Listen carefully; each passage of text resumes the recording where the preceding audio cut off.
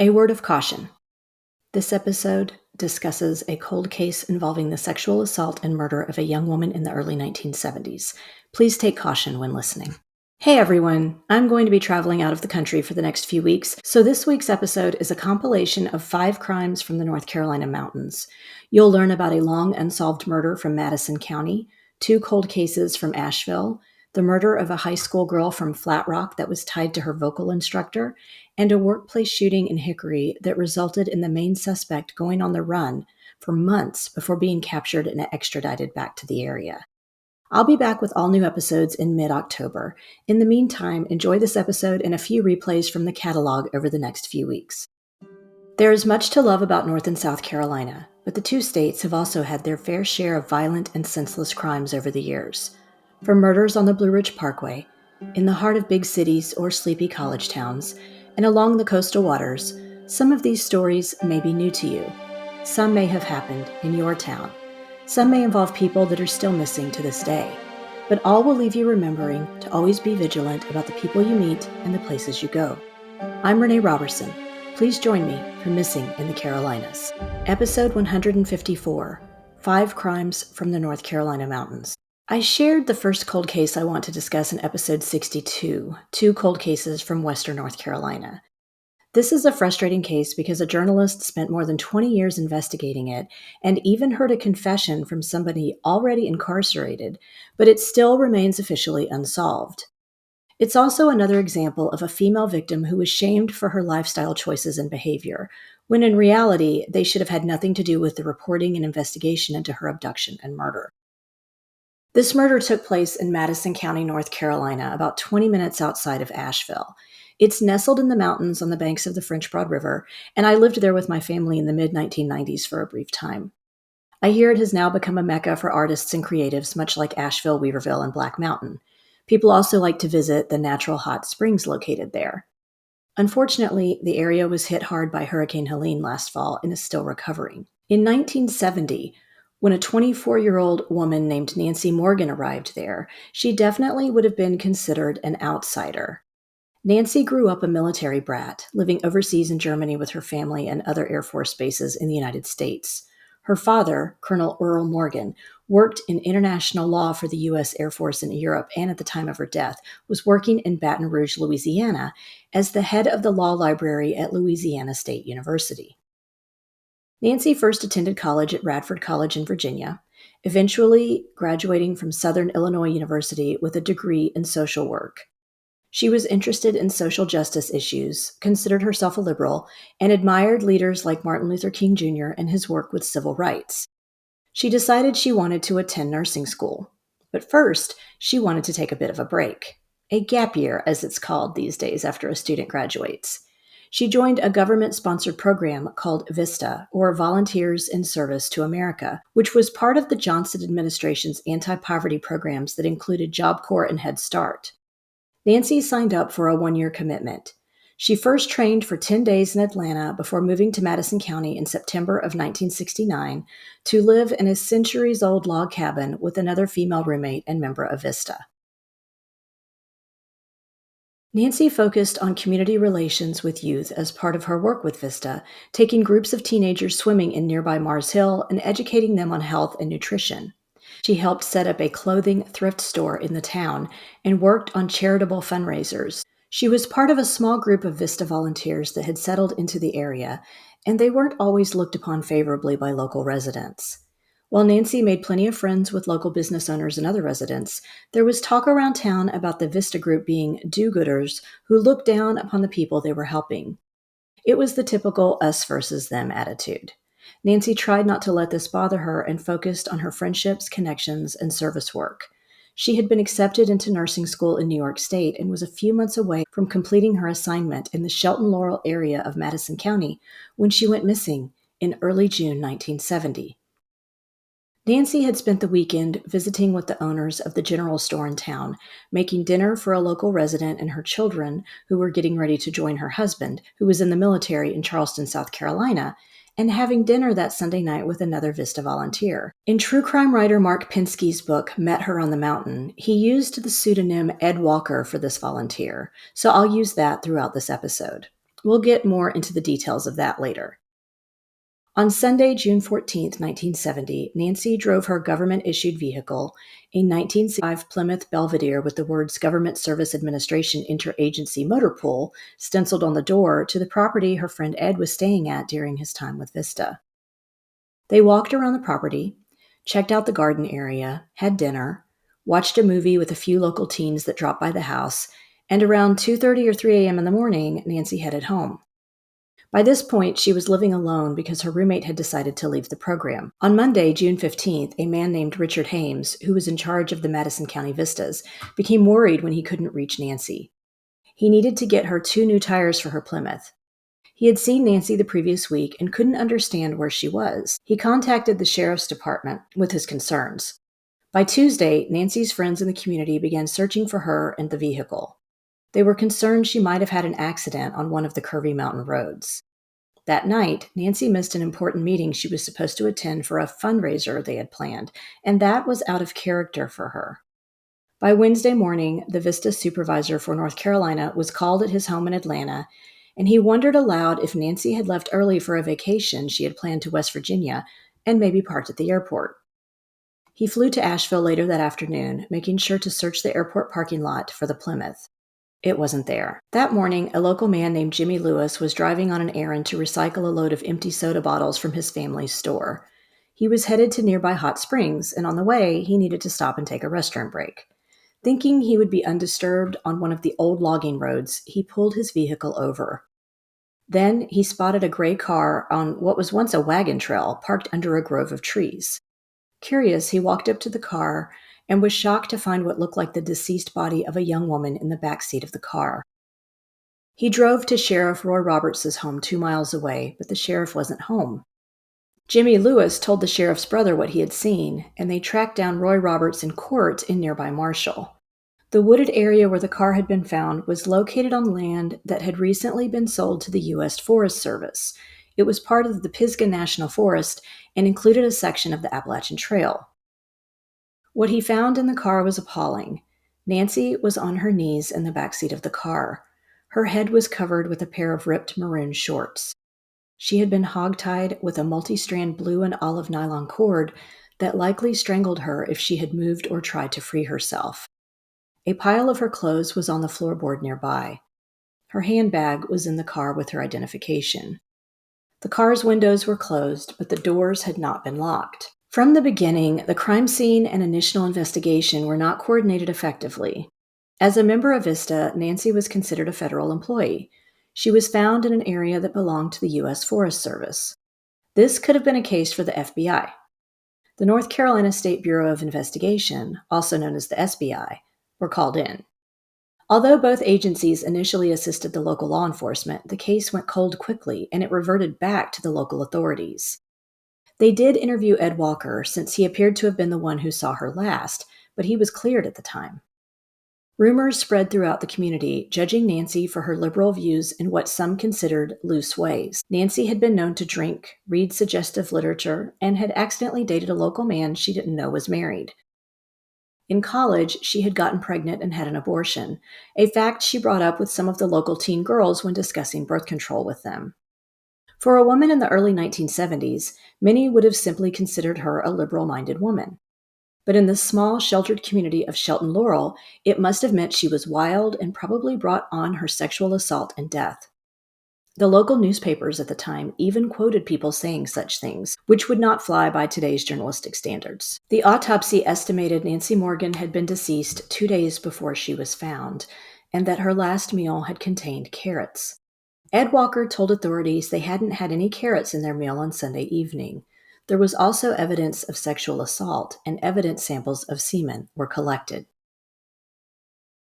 Journalist Mark Pinsky had first taken note of the murder while reading about it from the campus newspaper office at Duke University, and even after moving to Florida and working for a variety of newspapers there, he kept track of the case. His book discusses the storied history of Western North Carolina, along with a political dynasty very reminiscent of the South Carolina Murdoch family of present day. A man named E.Y. Ponder, who served as the Madison County Sheriff off and on for many years, and his brother Zeno controlled the Democratic Party and were possibly involved in election tampering, withholding jobs from their enemies while giving them to people who followed their orders, installing residents they wanted on boards, and other corruption you'll likely find in a small town. Along the way, Mark Pinsky interviewed Nancy's friends and family members, other Vista volunteers, and local law enforcement while traveling back and forth from Florida to North Carolina. He was surprised to find out a suspect in Nancy's murder had been arrested in 1984. Based on information gathered from an informant of E.Y. Ponder's, Ed Walker's former neighbor testified he had seen Nancy at Ed's house, involved in a sexual orgy and hogtied the way she was found at the time of her death. Remember, Ed Walker was the former Vista volunteer who had been with Nancy before she went missing. This informant, a man named Johnny Waldrop, who was facing other criminal charges at the time, said Ed Walker had punched him in the face when he happened upon the scene and ordered Johnny to help move Nancy's body. Based solely on this information, 37-year-old Ed Walker was indicted for the murder, arrested at his home in Florida, and brought back to North Carolina. This trial caused a strain on his marriage, his finances, and his home life. He was basically penniless when the trial began, but he was able to retain a gruff but effective attorney, Joe Huff. He hammered away at Johnny Waldrop on the witness stand, poking holes in his story and pointing out that he only confessed to his so-called knowledge of the crime after receiving a long jail sentence for breaking into a church near his home. Community members who had been friendly with Ed during his service in Shelton Laurel also vouched for him for the defense. On June 28, 1985, Ed Walker was acquitted of the crime. Madison County Sheriff E.Y. Ponder steadfastly maintained his belief that Ed was responsible for Nancy's murder. Interestingly enough, there was another man in jail with both Johnny Waldrop and Ed Walker after Walker's arrest. His name was Richard Johnson, and his dad had been the police chief of Hot Springs when Nancy was murdered. Richard Johnson and a group of his friends were in court the day her body was discovered because they'd had a run-in at a local movie theater where other Vista volunteers had been working. This group of guys were rough, didn't hold down jobs, drank, and generally caused as much trouble as they wanted because Richard wouldn't ever be punished because of who his dad was. They didn't appreciate Vista's presence in the community and picked a fight with a few of the volunteers. Richard Johnson was in jail when Ed Walker was arrested because he had poisoned his young daughter with insecticide during a custody dispute with his ex-wife. The little girl later died, and Richard Johnson was convicted and sent to prison. When author Mark Pinsky began hearing rumors that a group of local young men had admitted to abducting Nancy Morgan, he decided to pay Richard Johnson a visit in jail. In fact, he paid multiple visits, along with Ed Walker. Richard claimed he knew a group of young men, not him, had abducted her as she left Ed Walker's house, kept her at a nearby barn, sexually assaulted her, then tied her up, where she accidentally choked herself. Over time, he more freely admitted he had been involved in the abduction and rape, but said he didn't know how she had died. He named the other men. He said at one point he had brought her a cup of soup or stew from a local diner as a meal. The carrots found in her stomach contents could have come from that stew. Richard said she pleaded with her captors and offered them money in exchange for her release. He even said that while she had been held captive, E.Y. Ponder contacted them and said if they knew anything about the young woman's whereabouts, they needed to return her because it involved a federal employee. Of course, E.Y. Ponder denied ever doing this. When Mark Pinsky tracked down some of the others accused of participating in the crime, they denied involvement, although community members in Madison County were not surprised when they heard of what Richard Johnson was saying. I also feel it important to mention that Richard Johnson confessed to raping other local women when their husbands were away, and a woman and her sister who were visiting the area. The local women were too afraid to testify against him, and in the other case, Richard's connection to local law enforcement got the charges dropped. In fact, he had tried to poison his son before his daughter, and he might have gotten away with the murder if savvy hospital staff hadn't alerted the authorities. When Mark Pinsky tried to go to law enforcement over what Richard Johnson had told him, he was met with skepticism. Richard Johnson was a hardened criminal with a history of lying, and they were all still convinced Ed Walker was guilty of the crime. There was even still DNA evidence on file with the North Carolina State Medical Examiner's Office, but they refused to test it against Richard Johnson. In the book Met Her on the Mountain, Mark Pinsky shares his theory of how Nancy actually died. He believes Richard Johnson's story that the group of young men abducted her in the early morning hours as she left Ed Walker's house, took her to an old farm, took turns assaulting her before hog-tying her with a nylon cord at the farm or in her car, not intending to kill her. Once she was dead, they left her in the abandoned car on the logging road. The author also shared this conclusion. Whichever account of the killing is accurate, I believe a force larger than a single man, or even 5 men, must share the blame. Nancy Morgan's murder took place in a political culture of Madison County in which people in authority turned blind eyes to actions of young men like Richard Johnson, who repeatedly got away with similar rapes, as well as theft, arson, assault, and other crimes. And yet it must be said that such crimes take place every day in America, north and south, rural, urban, and suburban. Political corruption can contaminate justice anywhere. Madison County is no more insular and violence-prone than lots of other places. He also wrote, "While I uncovered no grand conspiracy aimed at terrorizing Vista workers because they might threaten the economic order of Madison County, Sheriff E.Y. Ponder's style of law enforcement, based on his network of informers, allowed men like Johnny Waldrop and Richard Johnson to intimidate and terrorize their neighbors with impunity. What made Nancy's murder different from opportunistic rapes and murders elsewhere was a so-called legal establishment that protected such men, a corrupt system that let Nancy's killers go unpunished." This case is absolutely frustrating. I greatly admire Mark Pinsky for the years of research and legwork he put into the investigation, along with writing the book. Part of me feels like because Nancy's family was so traumatized by her death and lack of help they received from law enforcement on federal, state, and local levels, that they eventually quit asking for updates. Because Nancy was considered an outsider, local law enforcement may have treated her case to be of lesser importance. I'm not saying this is right, but I can see that attitude prevailing, and it's incredibly sad. In episode 85, I discussed the murder of 16-year-old Pamela Denise Durham from East Flat Rock. Known as Denise to her friends, she was a student at East Henderson High School. According to an article that ran in the February 15, 1981 edition of the Asheville Citizen-Times, Denise Durham was a model student. She was the secretary of the student council, an honors program student, and a band member who played the clarinet. Her life was going smoothly until Saturday, February 7, 1981, when that life was cut short. The body of Denise Durham was discovered by Henderson County deputies around 10:30 a.m. that Saturday, just a few miles from the Carl Sandberg home. She was discovered in a residential area in East Flat Rock off Treeholm Road. The body was sprawled 150 feet away from her car, whose engine was running and had the doors wide open. 2 gunshot wounds were found after further inspection of the body.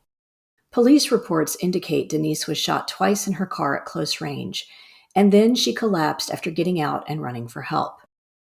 She was face down on the ground and covered with a blanket. The primary question investigators now had to piece together was, who did this and why? It turns out that the answer wasn't that hard to find. In fact, only 4 hours later, at 2:30 p.m. on Saturday, February 7th, 2 men were arrested for her murder, Wilton Clary and Richard Amico. Wilton Clary was the gunman, Richard Amico, the accomplice. Wilton Clary was 64 at the time of the arrest. He was a former Broadway star who had performed in Oklahoma and the Desert Song, as well as 3 Wishes of Jamie. Clary had moved with his wife to Hendersonville 10 years prior to the incident and was reported as being significantly involved with the community. He shared his musical talents with the Hendersonville Symphony and was active in the local Humane Society, where his wife served as the president. He used his musical theater background to open a vocal school, a school that Denise enrolled in as one of his first students. This is where the connection between the two was built. What's interesting is that before this account, Clary's record was spotless. It seemed not even a traffic ticket was linked to him before or during his time in Hendersonville. What could have led this well-liked former star to commit such an act on one of his students? According to statements made by Wilton Clary after he was taken into custody, the relationship between teacher and student had started to evolve. In Clary's statement to the State Bureau of Investigation, he referred to Denise as his girlfriend. A court file provided by Leonard Lowe, the district attorney of Rutherford, North Carolina, stated that Clary was worried about this relationship and how it would hurt his reputation in business if it was made public. This was plausible, but people who knew Clary, like Barbara Saunders, scorned the theory. She was the manager of Flat Rock Playhouse, a local theater in town. She knew Clary well, as he had often performed in the Playhouse Theater. Saunders reported that only a few years prior, Clary had built an expensive home. As a former Broadway star who owned an expensive house, performed at free events around town, and volunteered part-time at East Henderson High School, income wouldn't be something that drove him to murder, so the question of motive still stood. 39-year-old Richard Amico pleaded guilty to being an accessory after the fact in the murder of Denise. He told police that on February 7th, he and Wilton Clary met Denise in the parking lot of Henderson County Memorial Hospital and followed her in a van to the Flat Rock area of the county. There, after putting on gloves, Clary shot Denise with a .38 caliber pistol while she sat behind the wheel of her car. Amico was hiding behind a seat in Clary's van. He didn't have the money to meet his $50,000 bail requirement. Once Wilton Clary was arrested, a district court judge set his bond at $50,000. He and his wife, Jeannie, quickly posted bond by putting their house up for collateral. According to an article that ran in the Asheville Citizen-Times on February 15, 1981, tempers flared in the community once he was released. Petitions began circulating, asking that a person who was charged with first-degree murder not be released on bond.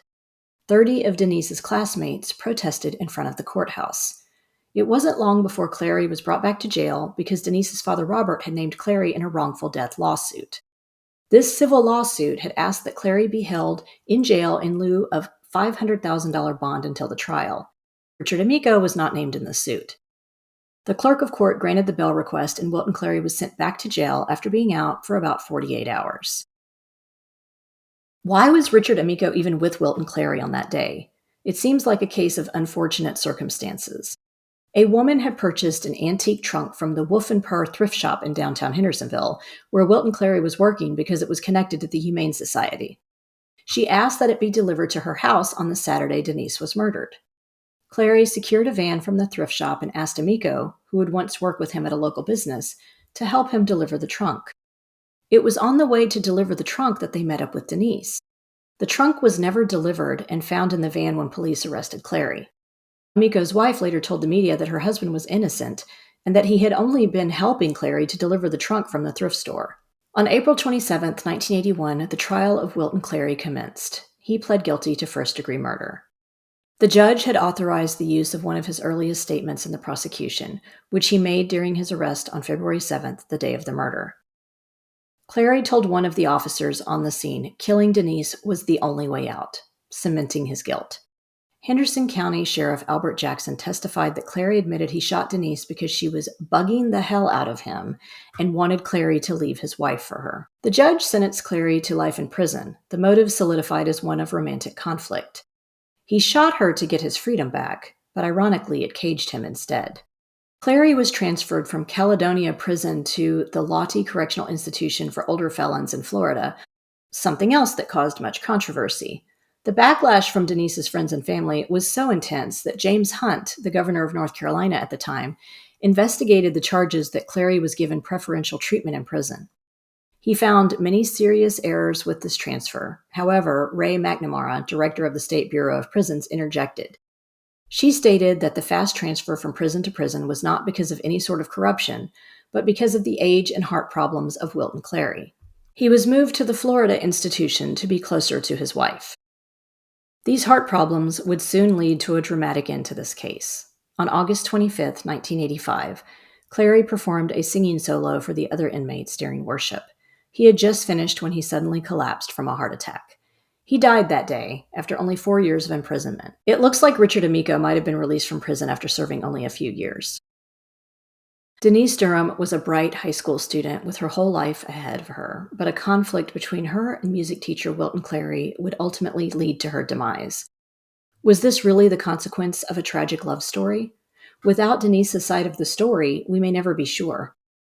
I had a few questions that ran through my mind when I read about this case. To my knowledge, Denise's family has never spoken publicly about the murder of their daughter. Was there really a romantic relationship between Denise and Wilton? Did the man have a previous track record of being involved with his vocal students? What did his wife think of his arrest and confession? We may never know the answers to any of these questions. What we do know is that something made Clary feel so trapped that he saw only one way to escape, by getting rid of Denise. Yet this didn't lead to Clary's freedom. He too met his demise and learned what it was truly like to be trapped. Next, I want to talk about two cold cases from Asheville that took place in the late 1980s. I first shared these in episode 54, Cold Case, The Murders of Pamela Murray and Beverly Sherman. When I was a teenager growing up in a small town about 20 minutes outside of Asheville, the Asheville Mall was my home away from home. I spent many weekends there, wandering in and out of the stores and snacking at Corn Dog 7 and Sbarro. I later went on to work both at the mall and the movie theater across the street. At the time, I had no idea a 23-year-old woman named Pamela Murray had been abducted from the mall in the late 1980s and murdered just a short time later. What's even more frightening is that her murder, along with the murder of a teenage girl named Beverly Sherman, was never solved. And after going back through the news reports at the time, it was clear the killer had been canvassing the mall for weeks, probably looking for an opportunity to abduct a woman. For the purposes of putting together an accurate timeline, this story really begins on January 20th, 1987. That's when a teenage girl named Beverly Sherman was seen getting into a light yellow Camaro behind the Asheville Civic Center. Police later suspected that car belonged to a John, as Beverly had been previously charged with prostitution. After that, she disappeared. A month later, on February 14, 1987, Pamela Murray drove to the Asheville Mall a few hours before she was supposed to meet her fiancé for dinner. She never made it inside. A witness later told police a man had approached Pamela outside the mall around 1 p.m. near the Sears entrance and grabbed her by the arm. The two then left in Pamela's 1986 gray Oldsmobile Tornado with the man driving.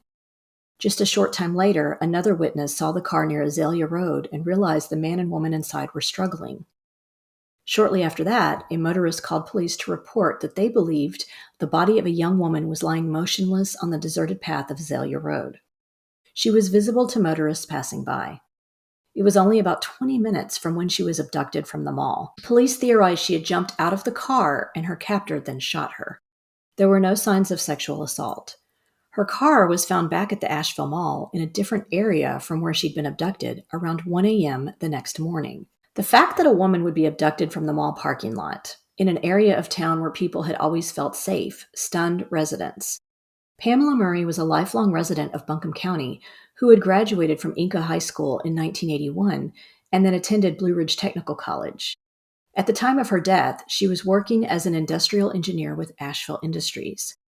After her murder, several of Pamela's friends established a fund in the hopes that they could offer reward money to anyone who had information about Pamela's case. Various community members and business owners donated to the fund, and it eventually grew to more than $13,000, but produced no solid leads. Detectives eventually questioned more than 50 people, including Pamela's family and friends. The FBI conducted ballistics tests on the bullets recovered from her body.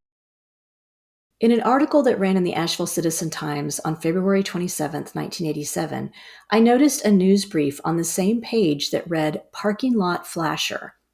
It said, "Asheville woman has reported that a man exposed himself to her in the Asheville Mall parking lot.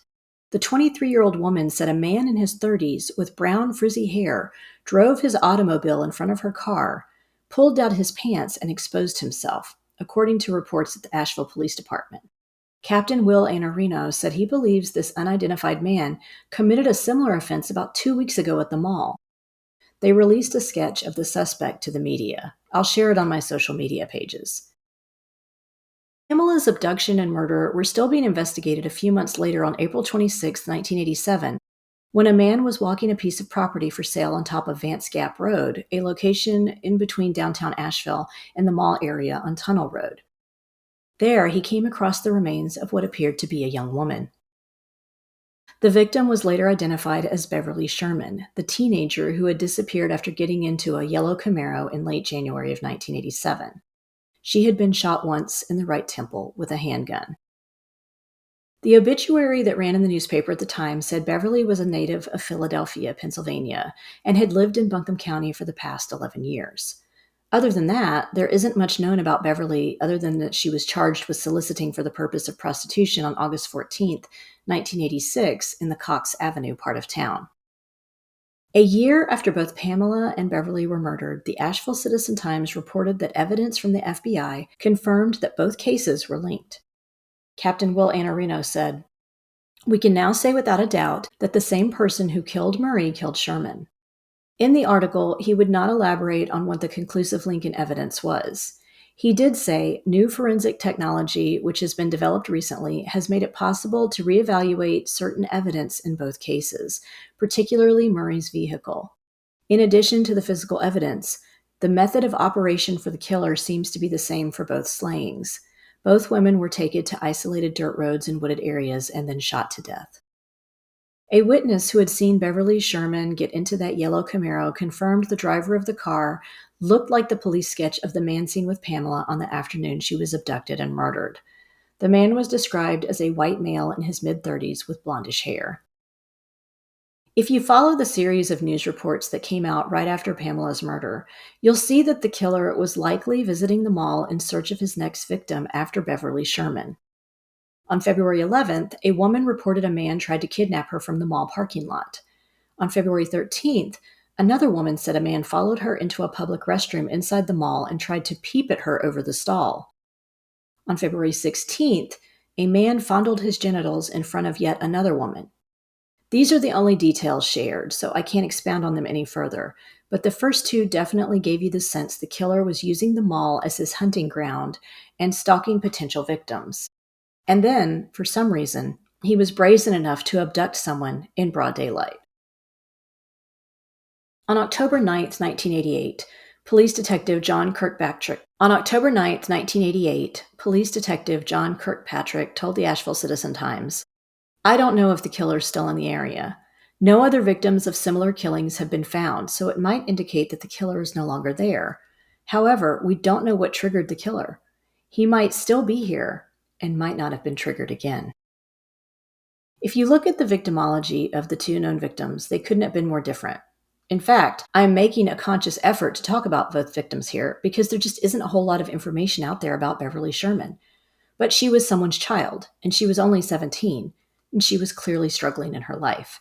She didn't deserve to be executed in the way that she was and left alone to die on a lonely mountain road. It also makes me wonder if the killer left the area and has victims in other places. I hope that these two cases will be solved one day with the help of forensic or DNA evidence. I believe it's only a matter of time. If you have any information about the murders of Pamela Murray or Beverly Sherman, please contact the North Carolina State Bureau of Investigation at 800-334-3000. And finally, I want to discuss the murder at TCS Designs, which I covered back in episode 80. A study by OSHA in 2019 revealed that incidents of serious workplace violence are 4 times more common in healthcare than in the private industry. According to that data, 80% of serious violent incidents reported in healthcare settings were caused by interactions with patients. Another form of workplace violence we often hear about involves a situation like what occurred in Concord, North Carolina in September of 2011. On that day, a Lowe's home improvement employee named Vivian Young, age 25, died after her 31-year-old husband, Poor Yilor, entered a store in Concord, shot her, and then turned the gun on himself. There had been no prior record of domestic violence between the couple before the murder-suicide. But the situation that unfolded in January of 2021 is something we don't often hear about. It involved an incident of violence and murder between 2 female employees. Michelle Marlowe was a Caldwell County native, wife and mother of 2, and grandmother of 2, and she was employed as an upholsterer at TCS Designs. TCS Designs is a manufacturer of upholstered fabric and leather products for both residential and commercial markets located in Hickory, North Carolina. On the afternoon of January 13th, her coworker, 49-year-old Tangela Parker, entered the area where Michelle was working and shot her with a .357 Magnum revolver. Michelle turned and tried to run, but Parker then shot her in the back of the head. Following the shooting, Tangela's husband, Eric, who worked as a supervisor at TCS Designs, approached his wife, took the gun from her, walked her to their car, a beige 2019 Honda CR-V. Then they left the premises. Michelle was still alive when officers arrived on the scene, but she died at the hospital as a result of her injuries a few hours later. Investigators believed the couple from Alexander County was headed to the Smoky Mountains region of the United States. They enlisted the help of the U.S. Forest Service in the search for Tangela and Eric. The U.S. Forest Service worked to distribute information to all their Park Service and special agents in the area from North Carolina to Tennessee and circulated information around campgrounds. The search also extended to the entire East Coast, with the U.S. Marshals Service offering a $10,000 reward in the case. After Michelle's death, her family heard from people that worked at the plant that Tangela Parker had a reputation for being aggressive and argumentative. Michelle's daughter Michaela said there were times she could hear Tangela in the background yelling at people when she talked to her mother on the phone. In an article that ran in the Hickory Daily Record on January 23, 2021, Michelle's husband Justin said Tangela had been bullying his wife. The week before the murder, he said the two women had what he called a silly dispute over moving tables in their work area, resulting in a 3-day unpaid suspension for Tangela after she threatened Michelle. There was also another previous verbal confrontation on July 28, 2020. At a graveside vigil on what would have been Michelle's 2nd birthday in March of 2021, Justin Marlowe told reporters his wife had been selfless and that she thought about others before she thought about herself. He said he hoped his wife's death would bring more awareness to workplace violence. She would have given anybody a chance, he said. She would have given this woman another chance. There's no reason for this violence. It turns out that Tangela and Eric Parker had gone further west than investigators realized. A tip led authorities to Phoenix, Arizona, about 6 months after Michelle's murder. Federal marshals told WBTV News in Charlotte that the couple had changed IDs, stolen car license tags, panhandled for money, and had lived in their car for about 11 weeks. When they were apprehended, they were working for cash at a ranch in Arizona and using the names Jason and Elizabeth Reardon. Once they were expedited back to North Carolina, Michelle's family members were devastated by the next turn of events. A judge with the Catawba County Superior Court reduced Eric Parker's bond from $600,000 to $125,000. He was remanded to custody of his sister and had to wear an electronic monitoring bracelet. His attorney said that his client was present at the site of the murder but not responsible for harming anyone. He also had no previous criminal history and was not a flight risk. Tangela Parker's bond was set at $250,000, and Michelle's family didn't think it was fair that she was able to be released because she could have been considered a flight risk, given her actions directly following the crime. After the bond rulings, Hickory Police Chief Thurman Wisnett told the Statesville Record and Landmark, "I am extremely disappointed, and in some regard in disbelief, in the decision by the judge on the bond in these two cases. Aside from the obvious seriousness of the crime, both of these individuals fled and evaded apprehension for 6 months. If there was ever a case that demonstrates a flight risk, this is it." The Hickory Daily Record reported that between August 23rd and September 3rd of 2021, friends, family, and church members of Tangela Parker submitted 14 letters on her behalf with the goal of making her eligible for bond. Among other things, the letters said things like, "Tangela's parents raised her in church and lived their lives with biblical family morals and Christian values. They instilled these biblical principles in their daughter. Tangela was raised in a loving home and taken to church faithfully. Tangela has always been so sweet, kind, and loving. However, after children grow up, they tend to go their own way. I know I did. Sometimes we make bad choices in life, but that doesn't mean we forget the values and morals we were raised with." Another letter said, "Like myself, Tangela was always at church, pretty much every time the doors were open. Tangela is several years older than me, and I looked up to her so much. She was always dressed so nice, her hair and makeup always perfect, but what I remember most was how kind she was to me. I was a bratty little kid, and she would let me sit with her during church services and even let me spend the night with her once. Tangela's kindness and great character is what I remember most from my childhood. The Honeycutt family is a wonderful family who raised Tangela in a very nice, loving, caring, and godly home." Tangela's pastor wrote, "Being aware of the offense Tangela has been charged with, it is my personal opinion that she is devastated that this happened and regrets her actions." After the newspaper published copies of the letters of support, it received more than 70 comments in response online. Here are some of those comments. "I read every single letter and I'm completely disgusted. Just because you know the church version of someone doesn't mean you know the hate in their heart. Image and character are two very different things." Another comment said, "Well, she has already proven she was a flight risk. She had 6 months to turn herself in and didn't. She needs to stay where she is." Another reader wrote, "She chose her actions. Now she needs to face the consequences. Real simple to me. 14 letters of support. Seriously? That's all? I can only imagine the letters of support for Michelle Marlowe and her life that was stolen from her and her family. Bond should never have been a topic except to be denied." In late September of 2023, 52-year-old Tangela Parker pled guilty to second-degree murder in the shooting death of Michelle Marlowe. Catawba County Chief District Attorney Tim Gold called the murder an execution. Judge Bradley B. Letts handed down a prison sentence of 241 to 300 months. At the plea hearing, friends and family spoke about the impact Michelle's murder had on their lives. Her daughter, Mac Marlowe, told the court, "January 13th, 2021 was not only the day that my mother was murdered, but it is the day my life was forever changed. That is the day I lost my best friend, my rock, my support system. My mother was the one constant that I had in life. The person who had been through it all. My mother didn't have a single bad bone in her body." During the hearing, Tangela's attorney, Victoria Jane, called a psychiatrist and neuropharmacologist to the stand to speak about the defendant's state of mind prior to the murder.